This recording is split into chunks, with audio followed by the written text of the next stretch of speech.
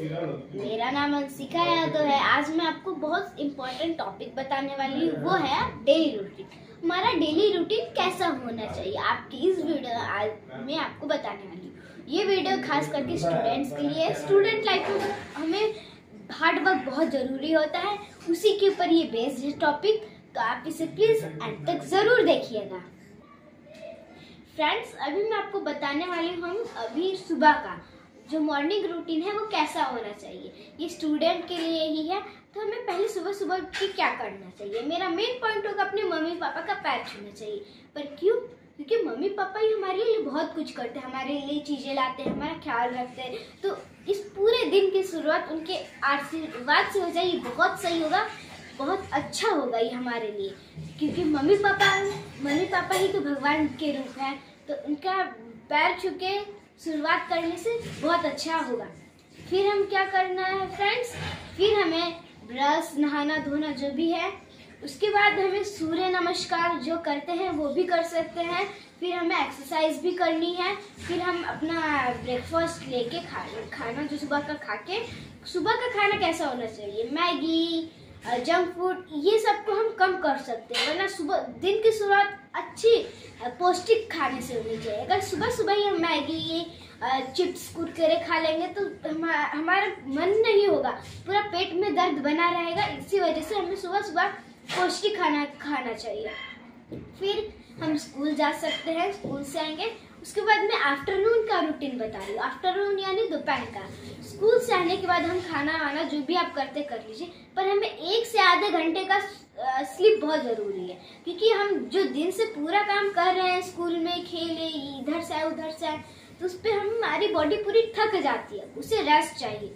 उसके बाद रेस्ट हमें बहुत ज़रूरी भी होता है, हमें हमारे लिए, हमारे बॉडी के लिए। हम बच्चे हैं तो हमारे लिए बहुत स्पेशली है, बड़ों के लिए भी है।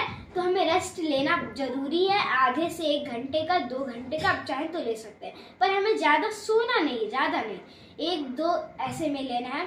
फिर आप इवनिंग, शाम को क्या करें। शाम को जो लोग ट्यूशन चाहते हैं वो ट्यूशन जा सकते हैं, जो लोग खेल सकते हैं खेलना है। खेलना हमारे सेहत के लिए बहुत अच्छा होता है, ये सबसे अच्छा होगा। और बाहर जाके खेलना, मोबाइल में खेलने से तो बहुत अच्छा है। उसके बाद जो ट्यूशन जाते हैं वो आने के बाद थोड़ा खेल सकते हैं, या फिर आने के बाद लोग कुछ कहते हैं कि शाम वाम हो जाती है तो क्या करें, पूरा रात अंधेरा जैसा, तो आप घर में ही कर सकते हैं। या फिर आप कुछ एक्सरसाइज जो आपको करना है वो आप कर सकते हैं। इससे आपका फुल बॉडी हेल्थ बना रहेगा। और फिर अब हम शाम को जो भी करने के बाद हमें पढ़ना होता ही है। तो पढ़े कैसे, ये मेन पॉइंट आता है। बहुत सारे बच्चों को एग्जाम भी आ रहा है, वो भी नहीं, पढ़ने में हमें पहले पूरा फोकस होना चाहिए। पर वो फोकस कैसे होगा, मैं आपको कुछ बहुत इजी टिप्स बताने वाली हूँ जो आप फॉलो करिए। टिप्स नंबर 1 मेरा होगा बैठने का तरीका। अगर हम या तो बेड पे बैठेंगे या फिर कहीं भी लेट वेट के ऐसी जगह पे, तो हमें नींद आने लगेगी, जो बहुत बड़ा तकलीफ भी हो सकता है, जिससे हमारा पढ़ाई से मन हट भी सकता है। इसी वजह से हमें पूरा नीचे बैठना चाहिए। या फिर अगर आप ऊपर भी बैठ रहे हैं, ठंड में हम लोग ऊपर ही बैठना चाहते हैं, तो ऊपर बैठ रहे हैं तो एक स्टूल जैसा कुछ रखिए, जिसके ऊपर आपको ऐसा ना हो कि आपको नींद आ रही है वैसा फील हो। टिप नंबर 2 क्या होगा, पढ़ना कैसे है, पढ़ने का टाइम कैसा होना चाहिए। जैसे कि ये नहीं एक लगातार 4 घंटे, 2 घंटे, 3 घंटे बैठ के पढ़ते रहो, याद तो कुछ नहीं हुआ। वैसे पढ़ने से क्या फायदा एग्जाम टाइम में, खास करके लिए। और जिनका एग्जाम आ रहा है वो पहले से ही पढ़ना शुरू करो, 1-2 महीने पहले से। एग्जाम कल है, पढ़ना आज बैठे हो, ऐसे तो मैं पूरा दे रही हूँ। ऐसा कोई सा भी पढ़ाई नहीं है जो कंप्लीट कर पाएगा। इसी वजह से आप सिलेबस को आधे में बांट दो, 1 महीने में रोज थोड़ा थोड़ा करके पढ़ते रहो। और हमें जो, अगर कभी भी हम होमवर्क या पढ़ने बैठते हैं पढ़ना, तो हमें लगातार नहीं पढ़ना 4 घंटे 5 घंटे। हमारी बोली ना, हमारी बॉडी को रिलैक्समेंट चाहिए ही चाहिए। भले आप 4 घंटे पढ़ते हैं कोई दिक्कत नहीं, पर आपको बीच बीच में 10 मिनट का, 5 मिनट का ऐसे छोटा छोटा ब्रेक लेते रहिए। ये हमारी बॉडी के लिए बहुत फायदेमंद भी होता है। और मैं आप लोगों को एक और टिप बताना चाहूँगी, जो टिप नंबर 3 होगा। तो टिप नंबर 3, हमें पढ़ना, हमें बार बार रटना नहीं है तोतों की तरह। एक बार पढ़ लिए, ठीक है, फिर आपको लिख के करना, क्योंकि जो वर्ड लिखा होता है, पहले बात आपको स्पेलिंग्स का भी लर्न होता है, दूसरी बात आपके माइंड में उसको अच्छे से समझने की क्षमता आ जाती है। ये बहुत इंपॉर्टेंट होता है। फिर आप पढ़ाई करने के बाद हमें रात को सोना बहुत जरूरी है।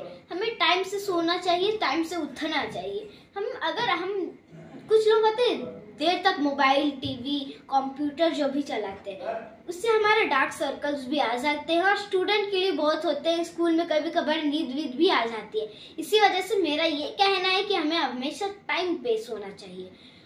और थैंक यू, यहाँ तक मेरा खत्म होता है। और मैं आपको एक और बात बताना चाहती हूँ कि अपने मम्मी पापा की सेवा करें, उनकी बात माने। पढ़ना हर किसी का सपना होता है। पढ़ के बड़े होना, मम्मी पापा का नाम ऊंचा करना पूरा गर्व का काम होता है। तो ये आप सबको करना है, और आपको सबको अपने मम्मी पापा की बात माननी है ताकि करें। और हमें पढ़ना अच्छे से है, पूरा वो देख रहा है पढ़ लो, बस मम्मी आ रही है पढ़ लो, वो वैसी पढ़ाई जरूरी नहीं है। हमें अच्छे से मन लगा के पढ़ना है। ये मेरा संदेश है आप लोगों के लिए। और मैं आपको जो डेली रूटीन बताई हूँ उसे बहुत फॉलो करें, आप बहुत हेल्दी बनेंगे, मेरा ये गारंटी है। Thank you.